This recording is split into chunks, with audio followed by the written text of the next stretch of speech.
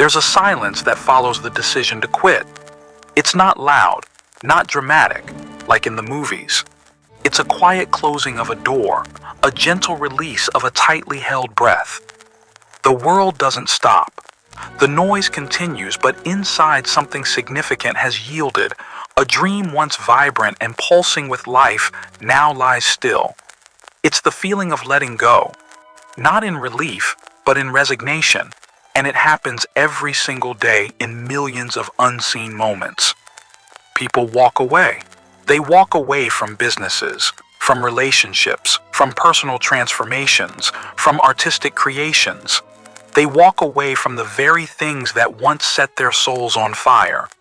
And the most tragic part, they often walk away mere steps from the finish line. They tap out just before the dam breaks, just before the dawn cracks through the longest night. They quit before they win. Why? Why does this pattern repeat itself with such heartbreaking consistency? Is success truly reserved for a chosen few, blessed with luck or superhuman talent? Or is there something else at play?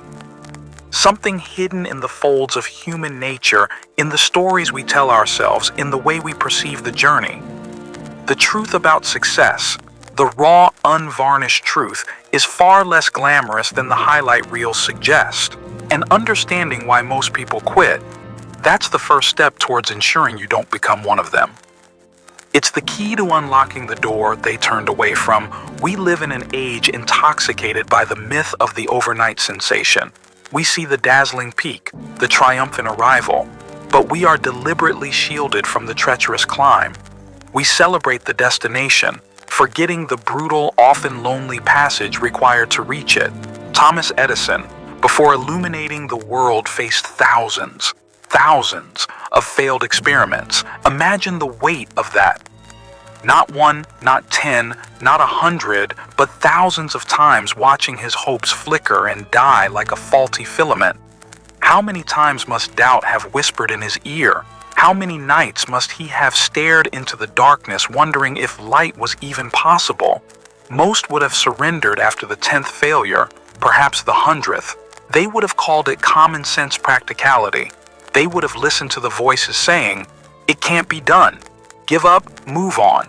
But Edison understood something fundamental. Each failure wasn't an end, but an elimination, a lesson learned, a step closer, not further away. He wasn't failing. He was discovering ways not to invent the light bulb.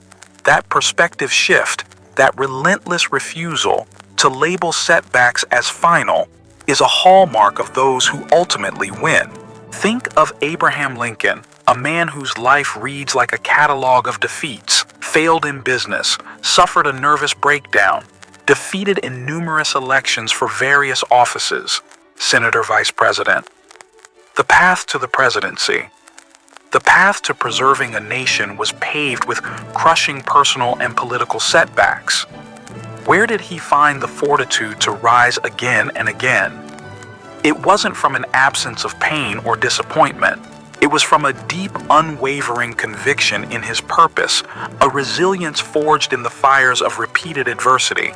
He understood that quitting wasn't just abandoning a goal. It was abandoning the person he was striving to become. The stories we consume, the filtered perfection on social media, the curated narratives of effortless achievement, they create a dangerous illusion. They suggest that if success isn't swift, if the path isn't smooth, then perhaps we aren't cut out for it. We compare our messy, stumbling beginnings to someone else's polished end result, and we feel inadequate.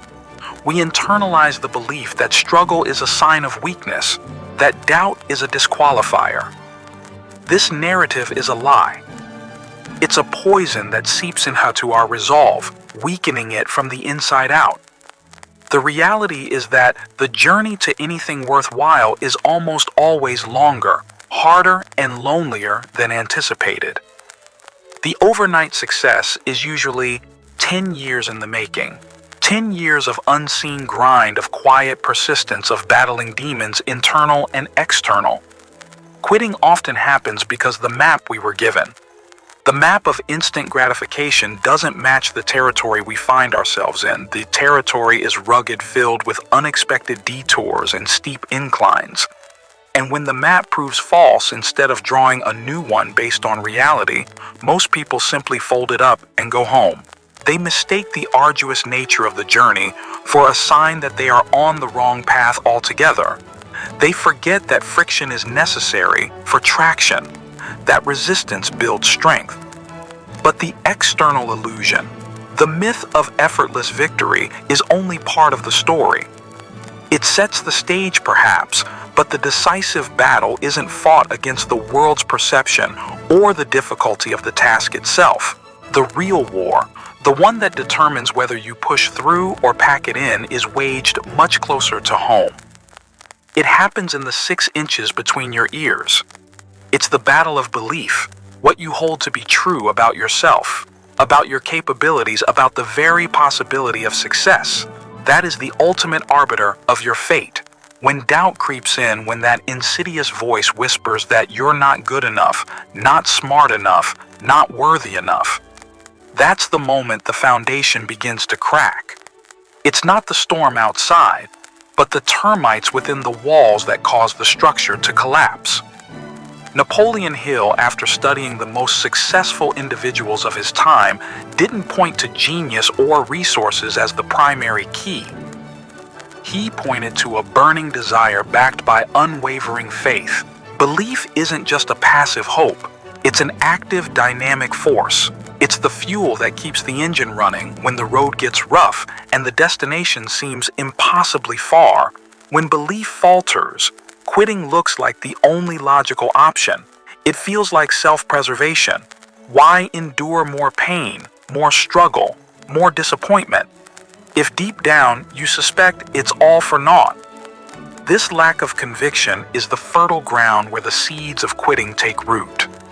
It's subtle at first.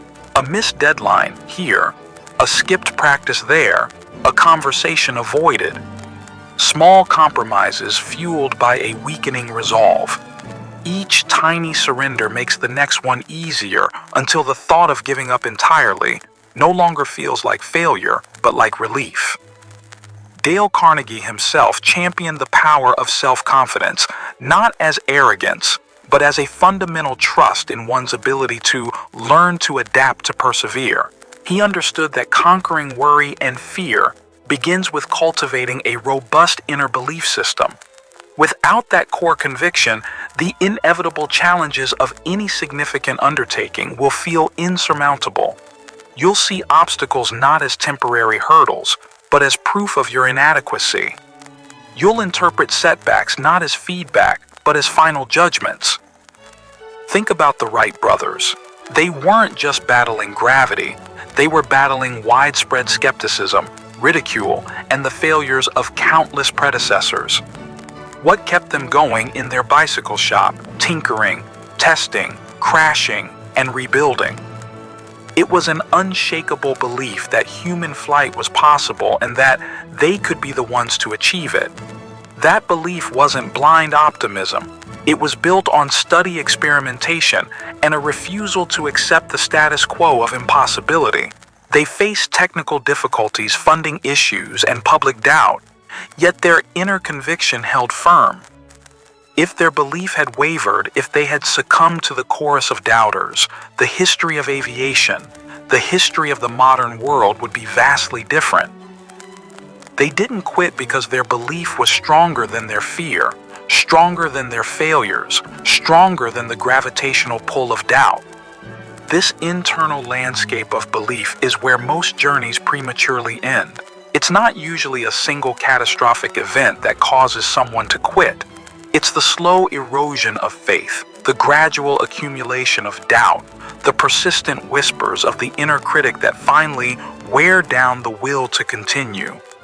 You start strong, filled with enthusiasm, but then the first real obstacle hits. Maybe it's a rejection, a criticism, a financial setback, a period where progress stalls completely. If your belief isn't deeply rooted, that obstacle becomes a mirror, reflecting your own perceived limitations. You start thinking, maybe they were right. Maybe I can't do this. Maybe I aim too high. The focus shifts from the goal to your own perceived shortcomings, and once that shift happens, quitting becomes almost inevitable. It's presented by your own mind as the only rational response to the evidence, but the evidence is skewed, interpreted through the lens of diminishing belief. The winners, the ones who push through, aren't immune to these obstacles or the doubts they trigger. They simply refuse to let them redefine their core belief in the possibility of success and their ability to eventually achieve it. They understand that belief is a muscle.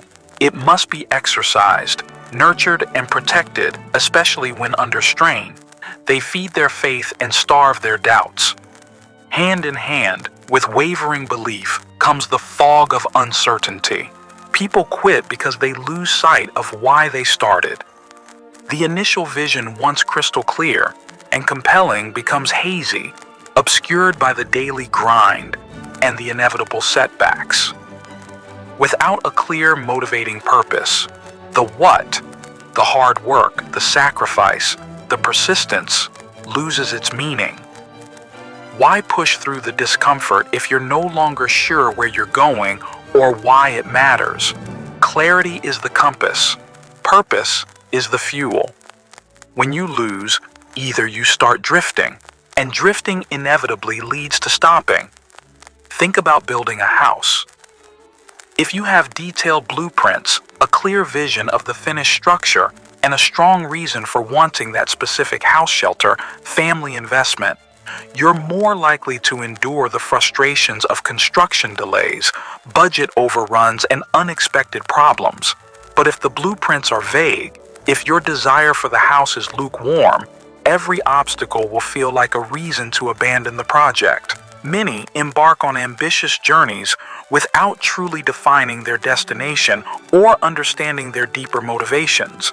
They chase vague notions of success, wealth, or happiness, often defined by external standards rather than internal values. This lack of personal clarity makes them vulnerable. When the initial excitement fades, when the path gets difficult, there's no powerful inner why to anchor them. They haven't dug deep enough to connect their goals to their core values, their passions, their sense of purpose. As Carnegie taught, enthusiasm is essential, but enthusiasm without direction is like a powerful engine without a steering wheel. Lots of energy expended, but no meaningful progress. You need to know what you want with burning clarity and why you want it with profound conviction.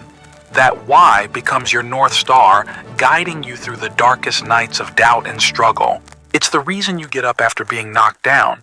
It's the antidote to the siren song of quitting. Consider the difference between a vague goal like, I want to be successful, and a specific purpose-driven vision like, I want to build a company that solves X problem because I believe deeply in making Y impact, allowing me to provide Z for my family and community. The second vision provides context, meaning, and resilience. When challenges arise, they are framed not as reasons to quit, but as obstacles to overcome in service of that meaningful purpose.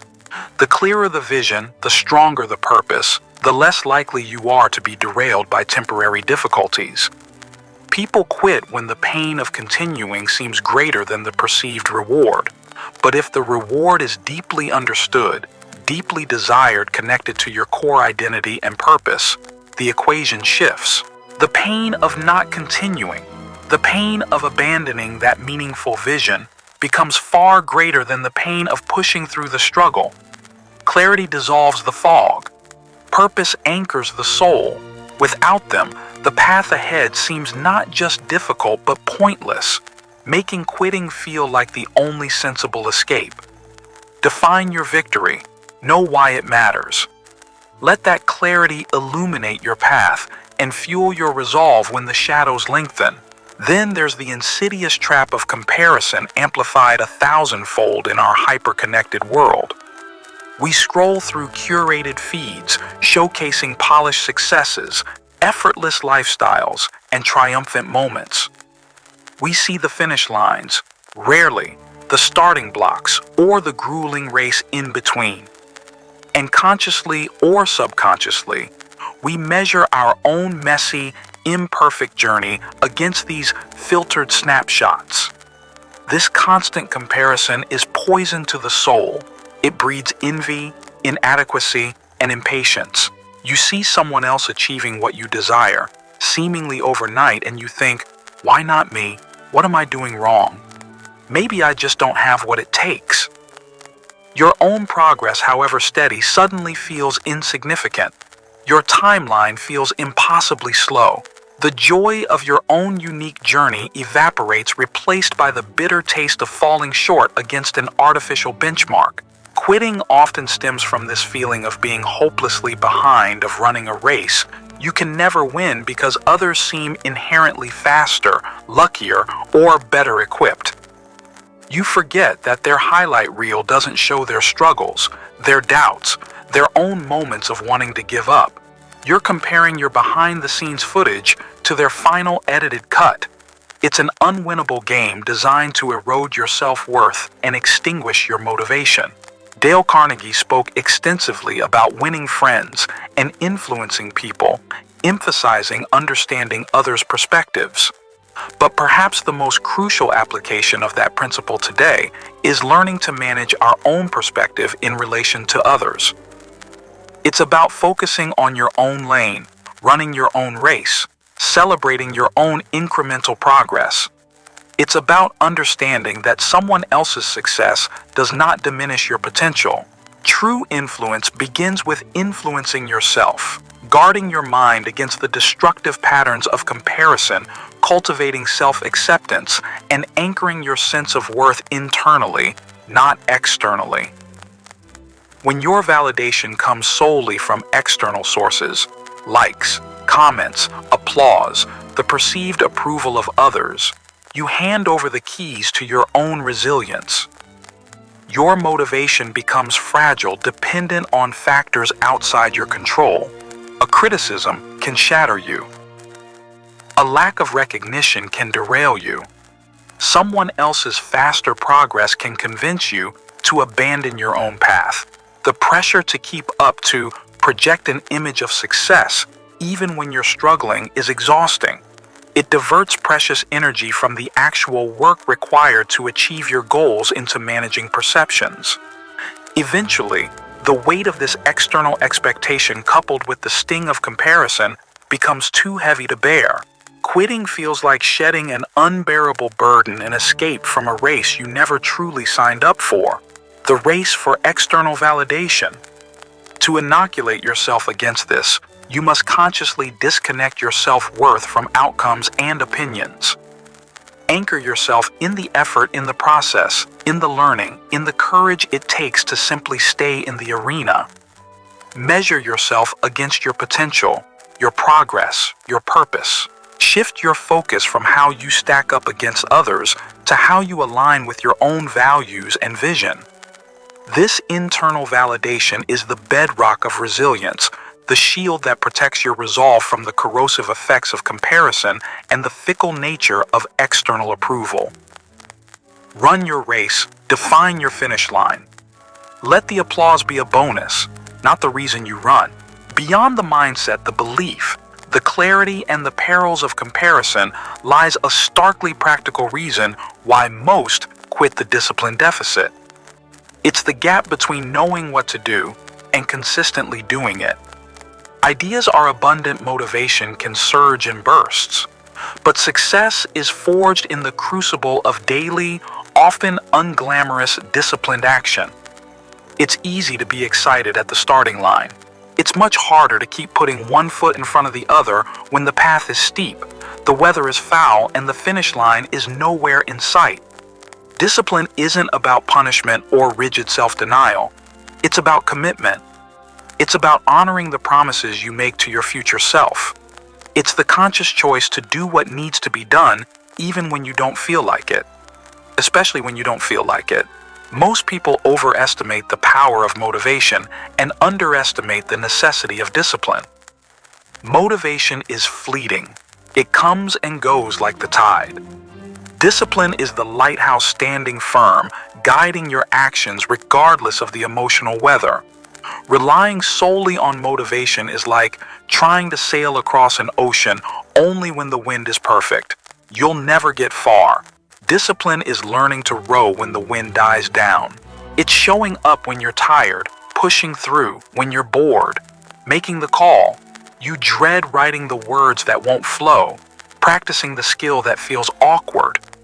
It's the aggregation of these small, consistent efforts that builds momentum and ultimately leads to breakthrough. Think of Henry Ford and the assembly line. While debated in its social impact, it was a testament to the power of consistent, systematized action. Each worker performed a specific, repetitive task, and the cumulative effect was the mass production of automobiles, revolutionizing industry. Similarly, personal success often requires an assembly line of disciplined habits, the daily routines, the non-negotiable tasks, the consistent practices that move you incrementally closer to your goal. Quitting often happens when the initial wave of motivation crashes against the rocks of required effort. The reality of the grind sets in. The tasks become repetitive, the progress feels slow, the sacrifices become burdensome. Without the underlying structure of discipline, there's nothing to carry you through these inevitable troughs. You start making excuses, you procrastinate, you tell yourself you'll do it tomorrow, next week, when you feel more inspired. But tomorrow rarely comes with more motivation, only with the compounded weight of inaction. The gap widens between where you are and where you want to be, not because the goal is impossible, but because the daily bridge of discipline was never built or allowed to crumble. This isn't about becoming a robot devoid of feeling. It's about understanding that feelings are unreliable guides for action when pursuing long-term goals. Your commitment must transcend your mood. Building discipline requires conscious effort. Start small.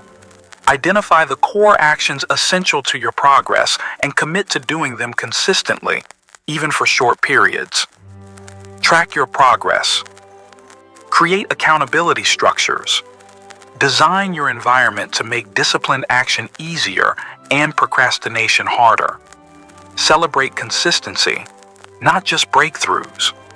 Reframe discipline not as a chore but as an act of self-respect, an investment in the future you claim to desire.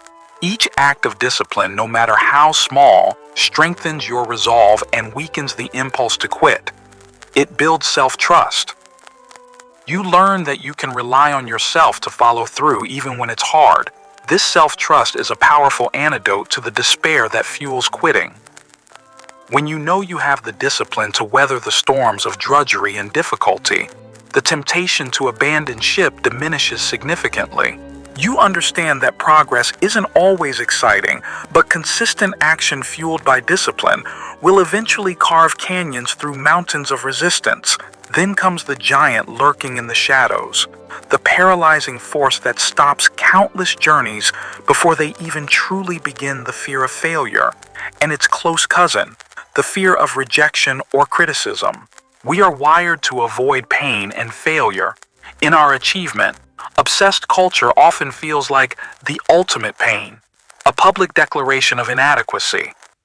The mere thought of falling short, of being judged, of looking foolish, can be so terrifying that people choose the safety of inaction over the risk of pursuing their dreams. They quit preemptively, not because they have actually failed, but because they are terrified that they might.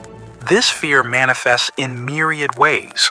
Procrastination, perfectionism, which is often just fear in disguise, preventing you from ever finishing or shipping, avoiding opportunities, downplaying ambitions, and ultimately deciding the goal isn't worth the potential agony of failing to achieve it.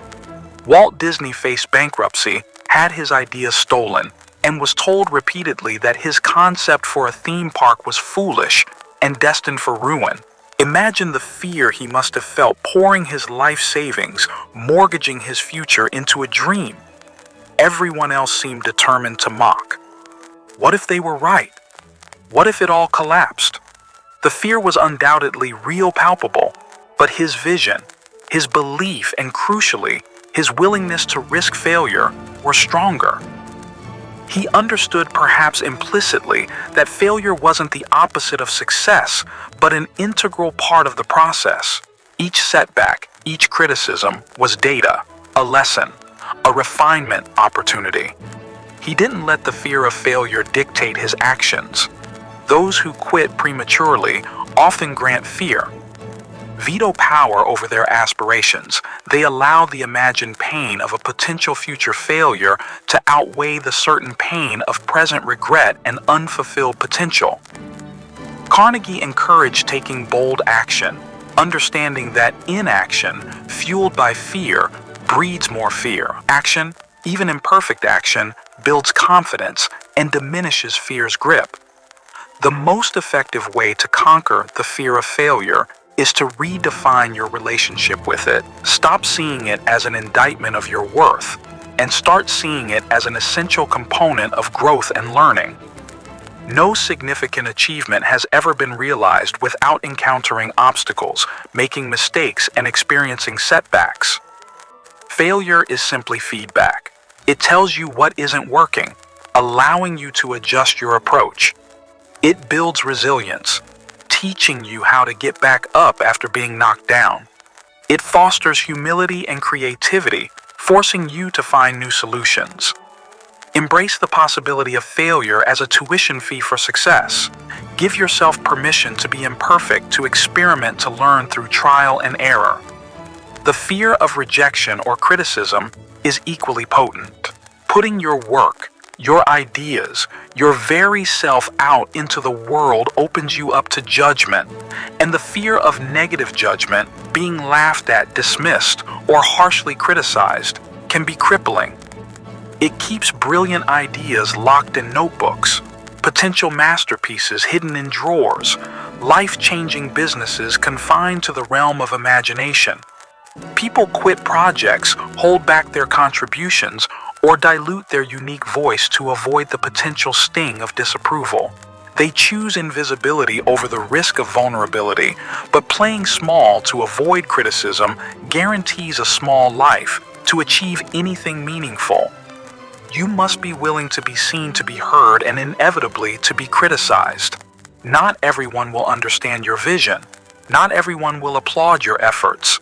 Some will actively disagree or disapprove. Accept this as a non-negotiable part of the journey.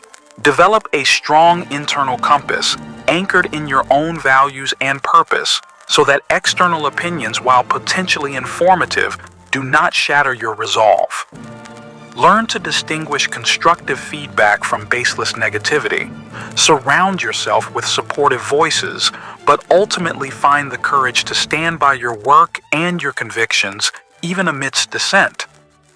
The fear of failure and rejection will likely never disappear completely, but you can choose not to let it drive the bus. You can acknowledge the fear, feel it, and take action anyway. That courage consistently applied is what separates those who persevere from those who let fear whisper them into quitting. Even with belief, clarity, discipline, and a degree of courage, there's another subtle force that leads people to abandon their quests: the erosion of enthusiasm. Remember the beginning, the spark, the passion, the boundless energy that fueled those initial steps. It felt effortless, exhilarating, but enthusiasm, like any fire, needs fuel. Left untended, it naturally diminishes. The daily grind, the slow progress, the inevitable setbacks, they all conspire to dampen that initial flame. What was once exciting becomes routine. What was once inspiring becomes tiring. This fading of passion is a critical danger zone for quitting. When the emotional high wears off and only the hard work remains, it's easy to question if it's still worth it. The feeling is gone, so maybe the dream should go too. This is a fundamental misunderstanding of the role of enthusiasm. While initial passion is a powerful catalyst, sustained effort requires more than just feeling good. It requires tapping into deeper wells of motivation, purpose, commitment, and the satisfaction of progress. However small, Dale Carnegie was a huge proponent of enthusiasm, recognizing its power to inspire action and influence others. But true lasting enthusiasm isn't just a bubbly emotion. It's a cultivated state of mind. It's consciously connecting your daily actions back to your larger vision and purpose. It's finding joy in the process, not just the anticipated outcome. It's celebrating small wins along the way to refuel your motivation. It's practicing gratitude for the opportunity to pursue your goal even when it's challenging. People quit when they allow the initial feeling of excitement to be the sole measure of their commitment.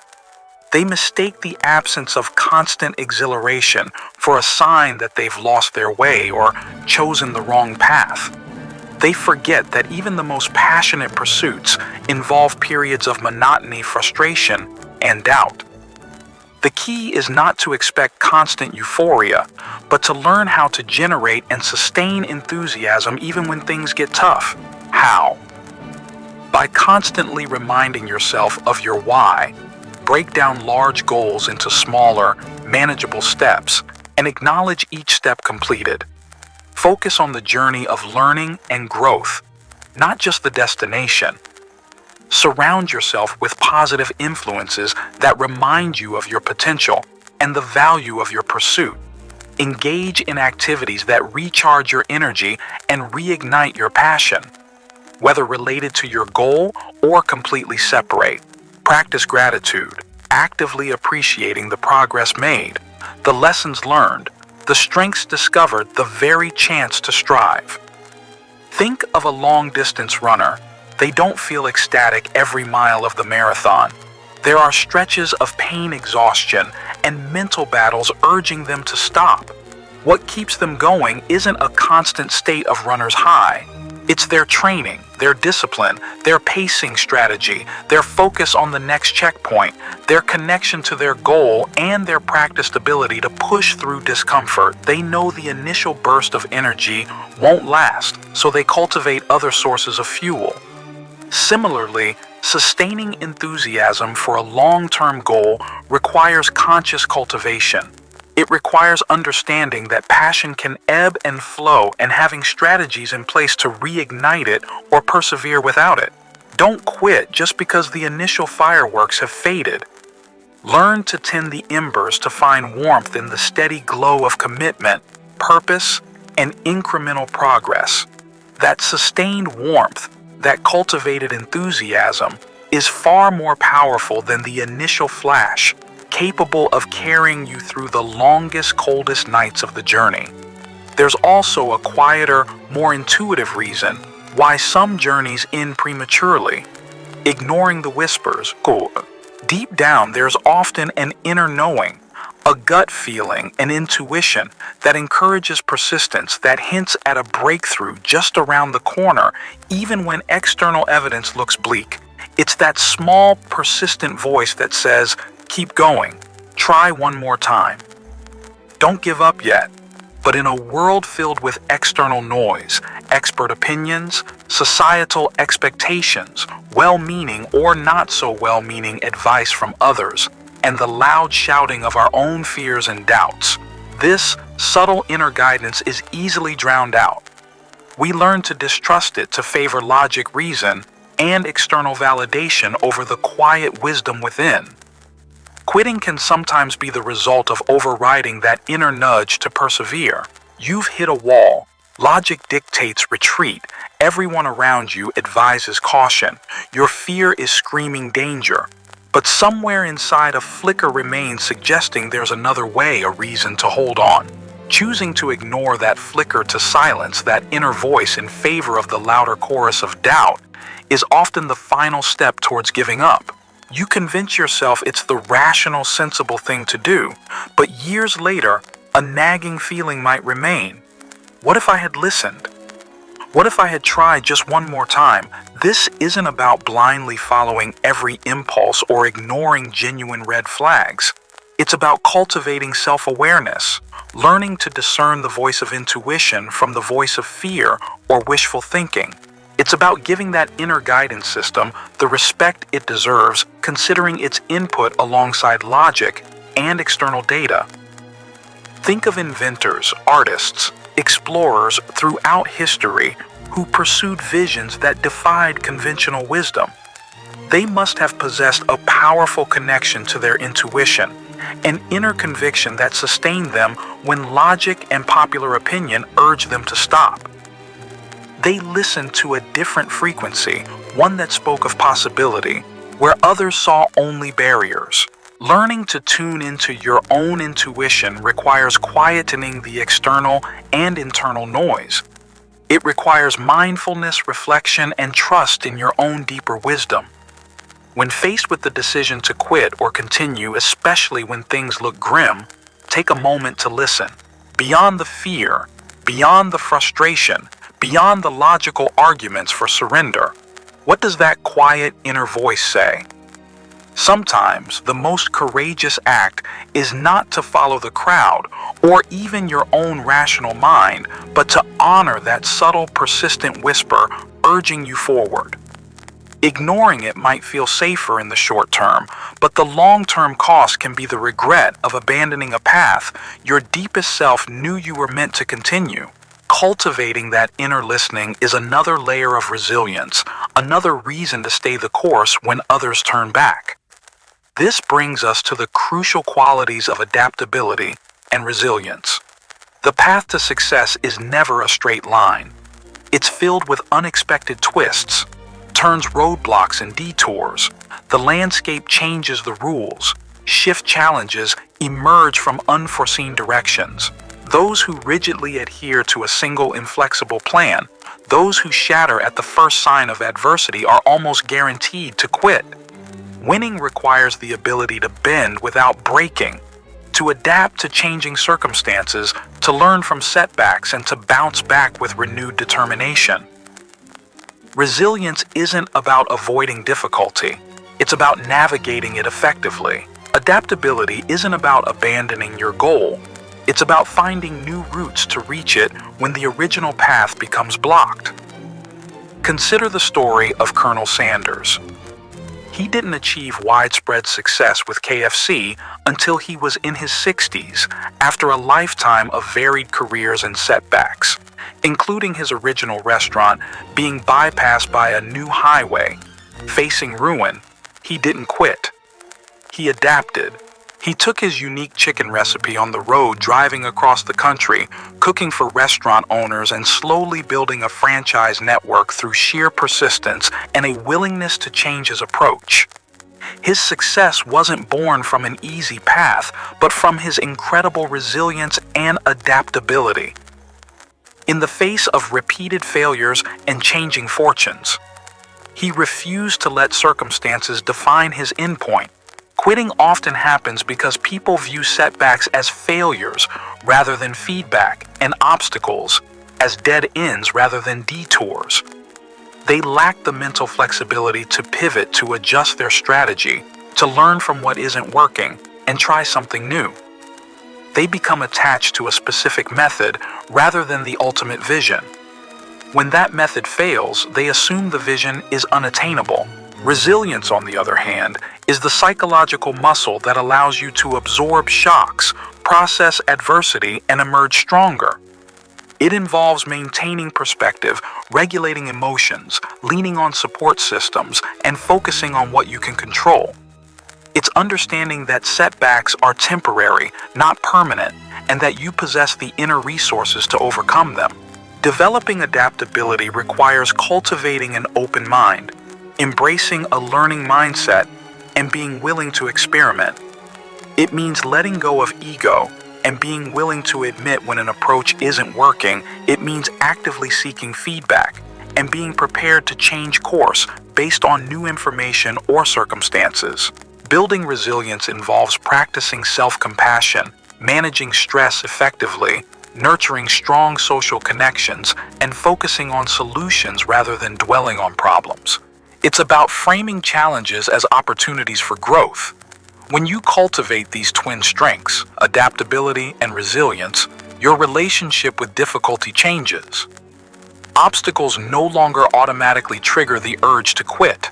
Instead, they become puzzles to solve challenges, to overcome opportunities, to demonstrate your resourcefulness and strengthen your resolve.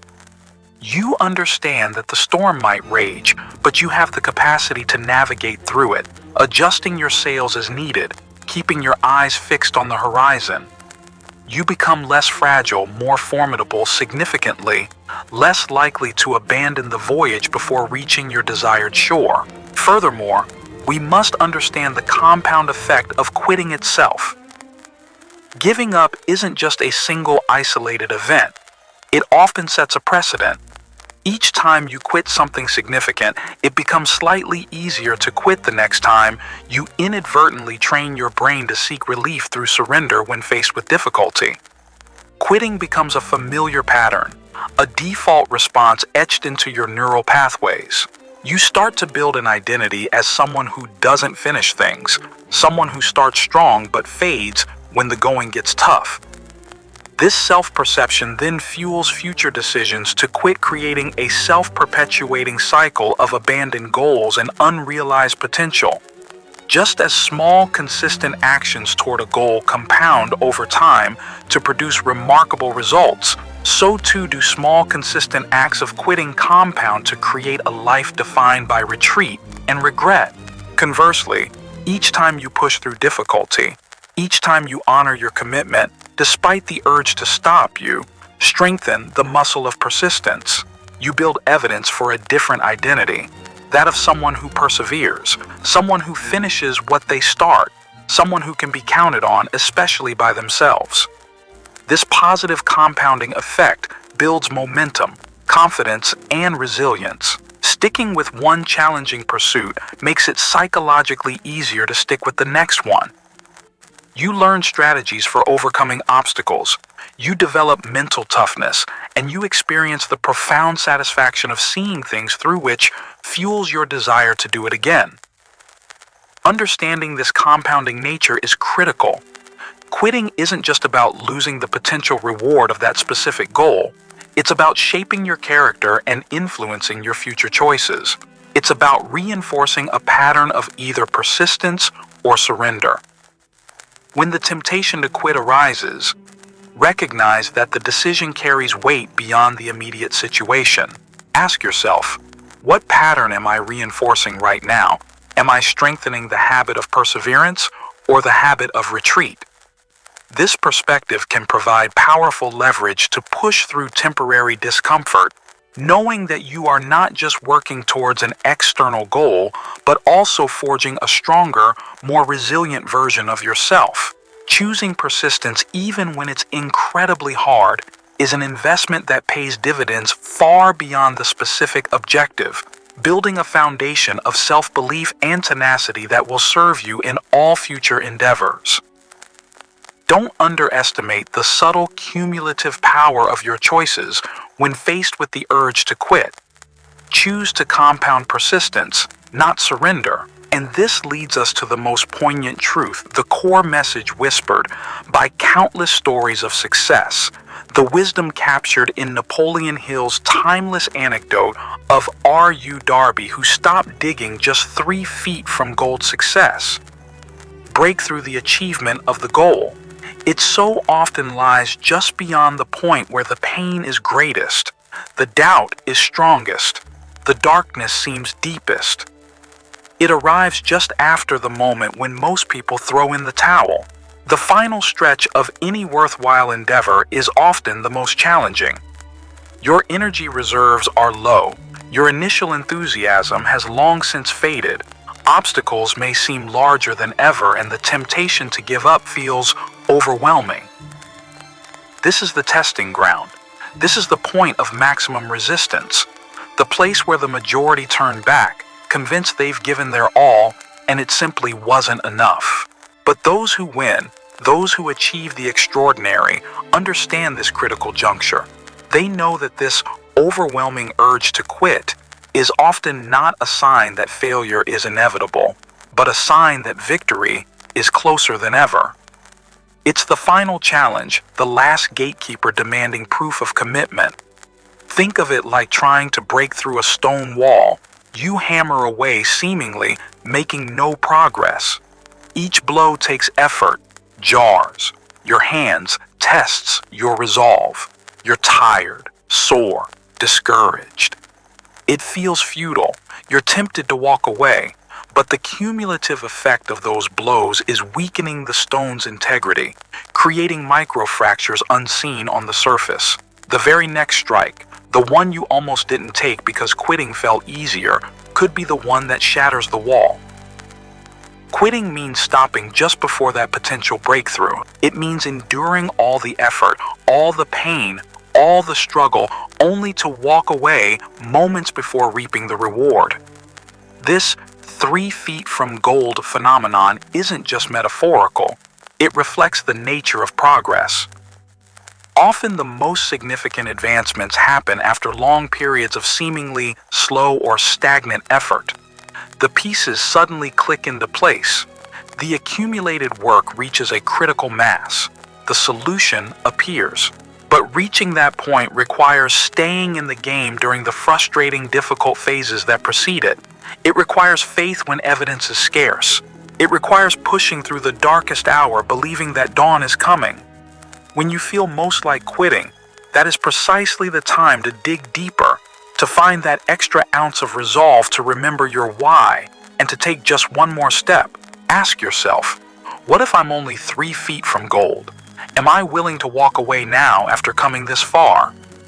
Reframing the moment of maximum despair, not as an ending, but as a potential proximity to success, can fundamentally shift your willingness to persevere. It transforms the urge to quit from a signal of defeat into a possible harbinger of imminent victory. So the truth about success, it's not about avoiding the urge to quit. That urge is human, perhaps even inevitable on any path worth traveling. Everyone feels it. The winners, the achievers, the ones who make their mark, they feel it too. The difference lies not in the absence of the impulse, but in the response to it. They have cultivated the mindset, the belief, the clarity, the discipline, the resilience, and the sheer stubbornness to push through that impulse again and again. They understand the illusions that make quitting seem logical. They have fortified their inner world against the corrosive effects of doubt and comparison. They have embraced the grind, redefined failure, learned to adapt, and found ways to sustain their drive when feelings fade. They respect the compounding nature of their choices, and they hold on to the belief that the greatest rewards often lie just beyond the greatest resistance. They don't quit before they win because they have decided deep within their core that the vision is worth the struggle, that the potential reward outweighs the temporary pain, and that they possess the capacity to endure. They choose persistence, not because it's easy, but because they understand that nothing truly valuable ever is. They know that quitting guarantees failure, while persistence keeps the door open to possibility. Therefore, the next time that siren song of surrender whispers in your ear, the next time the weight feels too heavy, the path too long, the obstacles insurmountable, pause. Recognize the moment for what it is, and not necessarily proof of your inadequacy, but a universal test of commitment. Remember the unseen struggles behind every overnight success. Fortify your belief. Reconnect with your why. Silence the noise of comparison. Engage your discipline. Reframe failure as feedback. Tend the embers of your enthusiasm. Listen to the quiet whisper of intuition. Adapt your approach. Acknowledge the compound power of persistence and ask yourself with unwavering honesty, could you be just 3 feet from gold? The power to persevere, the strength to resist the urge to quit, it doesn't come from circumstance or luck. It resides within you. It's a choice reinforced daily, a muscle strengthened through use, a commitment honored moment by moment. Understand why others quit, not to judge, but to learn. Use that understanding to build your own defenses, to fuel your own resolve. Embrace the journey. Embrace the struggle. Know that the capacity to win lies dormant within you, waiting for you to refuse to quit, waiting for you to push through, waiting for you to claim the victory that lies just beyond the point where most turn back. Your gold is waiting. Keep digging.